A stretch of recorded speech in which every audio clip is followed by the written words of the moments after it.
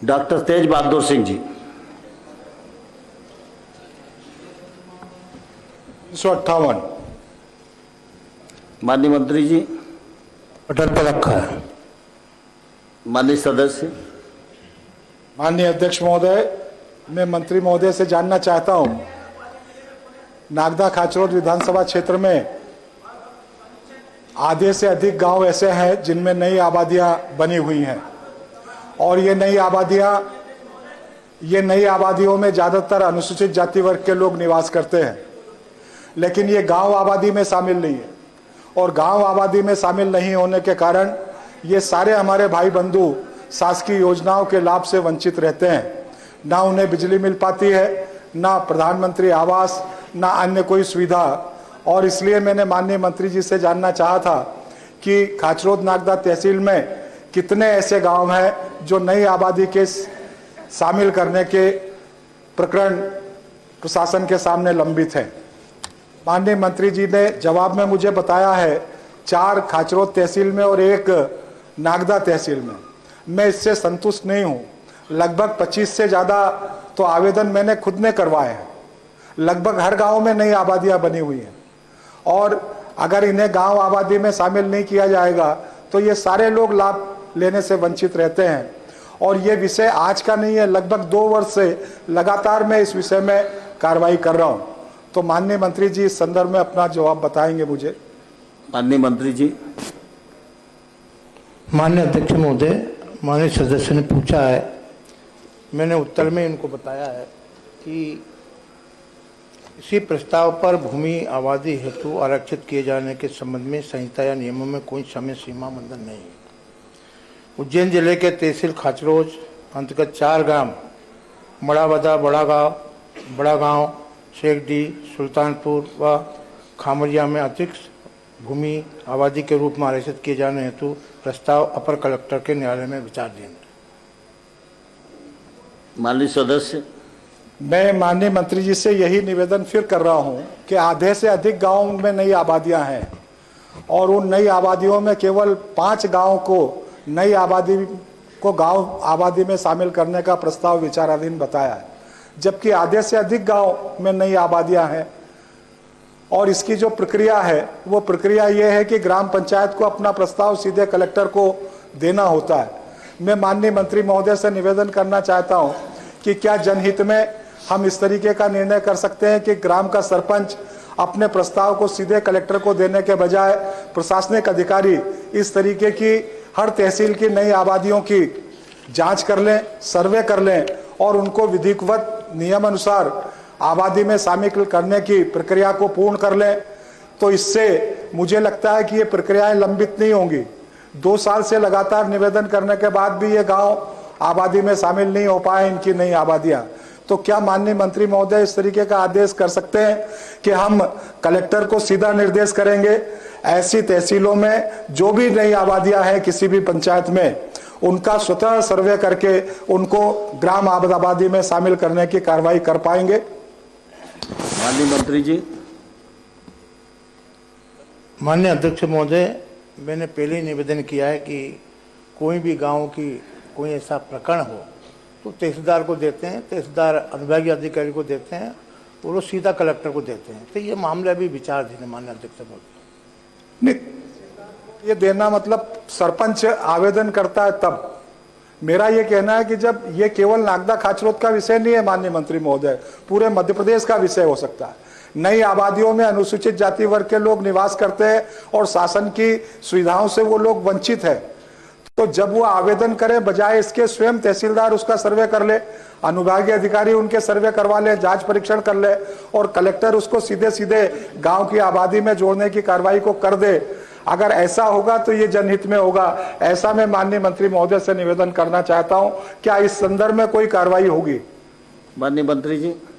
माननीय अध्यक्ष महोदय, मैंने पहले भी निवेदन किया है कि मध्य प्रदेश भू राजस्व संहिता की धारा 2 का अंतर्गत किसी ग्राम के निवासियों के निवास के लिए या उनके आनुषंगिक प्रयोजन के लिए समय समय पर आरक्षित क्षेत्र आबादी भूमि कहलाती है।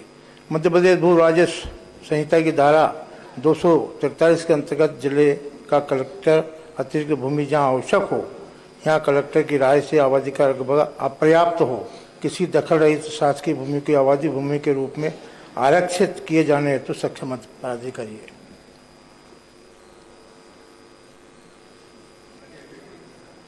ना विषय वही है माननीय मंत्री जी, हम क्या स्वयं संज्ञान में ले सकते हैं क्या? तहसीलदार एसडीएम संज्ञान में लेकर जांच करके स्वतः उसको गांव की आबादी के लिए कलेक्टर के पास प्रस्ताव भेज दे।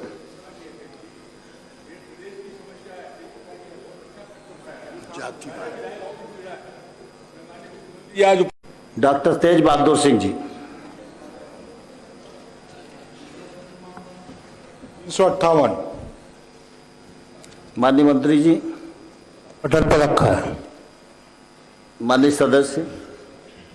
माननीय अध्यक्ष महोदय, मैं मंत्री महोदय से जानना चाहता हूं, नागदा खाचरोद विधानसभा क्षेत्र में आधे से अधिक गांव ऐसे हैं जिनमें नई आबादियां बनी हुई हैं और ये नई आबादियों में ज़्यादातर अनुसूचित जाति वर्ग के लोग निवास करते हैं, लेकिन ये गांव आबादी में शामिल नहीं है और गांव आबादी में शामिल नहीं होने के कारण ये सारे हमारे भाई बंधु शासकीय योजनाओं के लाभ से वंचित रहते हैं। ना उन्हें बिजली मिल पाती है, ना प्रधानमंत्री आवास, ना अन्य कोई सुविधा। और इसलिए मैंने माननीय मंत्री जी से जानना चाहा था कि खाचरोद नागदा तहसील में कितने ऐसे गांव हैं जो नई आबादी के शामिल करने के प्रकरण प्रशासन के सामने लंबित हैं। माननीय मंत्री जी ने जवाब में मुझे बताया है 4 खाचरोद तहसील में और 1 नागदा तहसील में। मैं इससे संतुष्ट नहीं हूं। लगभग 25 से ज़्यादा तो आवेदन मैंने खुद ने करवाए हैं। लगभग हर गांव में नई आबादियां बनी हुई हैं और अगर इन्हें गांव आबादी में शामिल नहीं किया जाएगा तो ये सारे लोग लाभ लेने से वंचित रहते हैं। और ये विषय आज का नहीं है, लगभग 2 वर्ष से लगातार मैं इस विषय में कार्रवाई कर रहा हूं। तो माननीय मंत्री जी इस संदर्भ में अपना जवाब बताएंगे मुझे। माननीय मंत्री जी। माननीय अध्यक्ष महोदय, माननीय सदस्य ने पूछा है, मैंने उत्तर में इनको बताया है कि इसी प्रस्ताव पर भूमि आबादी हेतु आरक्षित किए जाने के संबंध में संहिता या नियमों में कोई समय सीमा बंधन नहीं है। उज्जैन जिले के तहसील खाचरोद अंतर्गत 4 ग्राम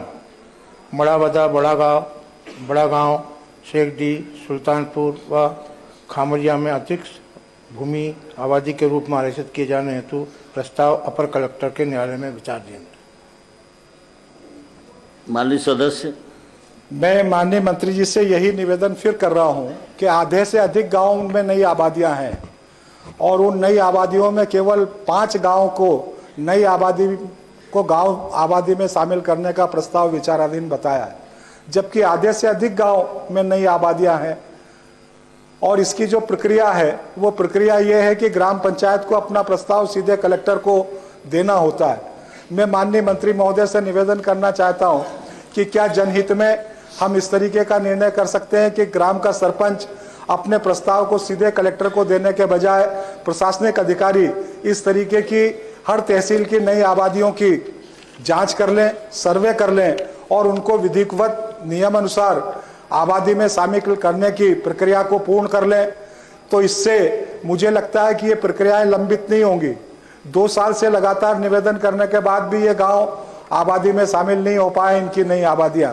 तो क्या माननीय मंत्री महोदय इस तरीके का आदेश कर सकते हैं कि हम कलेक्टर को सीधा निर्देश करेंगे ऐसी तहसीलों में जो भी नई आबादियां हैं किसी भी पंचायत में, उनका स्वतः सर्वे करके उनको ग्राम आबादी में शामिल करने की कार्रवाई कर पाएंगे? माननीय मंत्री जी। माननीय अध्यक्ष महोदय, मैंने पहले ही निवेदन किया है कि कोई भी गांव की कोई ऐसा प्रकरण हो तो तहसीलदार को देते हैं, तहसीलदार अनुभागीय अधिकारी को देते हैं और वो सीधा कलेक्टर को देते हैं। तो ये मामला भी विचाराधीन है माननीय अध्यक्ष महोदय। नहीं, ये देना मतलब सरपंच आवेदन करता है तब। मेरा ये कहना है कि जब ये केवल नागदा खाचरोद का विषय नहीं है माननीय मंत्री महोदय, पूरे मध्य प्रदेश का विषय हो सकता है। नई आबादियों में अनुसूचित जाति वर्ग के लोग निवास करते हैं और शासन की सुविधाओं से वो लोग वंचित है। तो जब वो आवेदन करें, बजाय इसके स्वयं तहसीलदार उसका सर्वे कर ले, अनुभागीय अधिकारी उनके सर्वे करवा ले, जांच परीक्षण कर ले और कलेक्टर उसको सीधे सीधे गांव की आबादी में जोड़ने की कार्रवाई को कर दे। अगर ऐसा होगा तो ये जनहित में होगा। ऐसा मैं माननीय मंत्री महोदय से निवेदन करना चाहता हूं, क्या इस संदर्भ में कोई कार्रवाई होगी? माननीय मंत्री जी। माननीय अध्यक्ष महोदय, मैंने पहले भी निवेदन किया है कि मध्य प्रदेश भू राजस्व संहिता की धारा 2 का अंतर्गत किसी ग्राम के निवासियों के निवास के लिए या उनके आनुषंगिक प्रयोजन के लिए समय समय पर आरक्षित क्षेत्र आबादी भूमि कहलाती है। मध्य प्रदेश भू राजस्व संहिता की धारा 243 के अंतर्गत जिले का कलेक्टर अतिरिक्त भूमि जहां आवश्यक हो, यहाँ कलेक्टर की राय से आबादी का रकबा अपर्याप्त हो, किसी दखल रहित शासकीय भूमि की आबादी भूमि के रूप में आरक्षित किए जाने हेतु सक्षम प्राधिकारी है।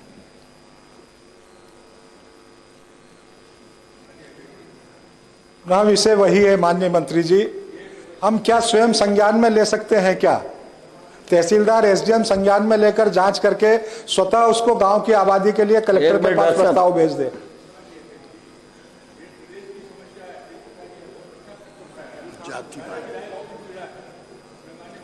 आज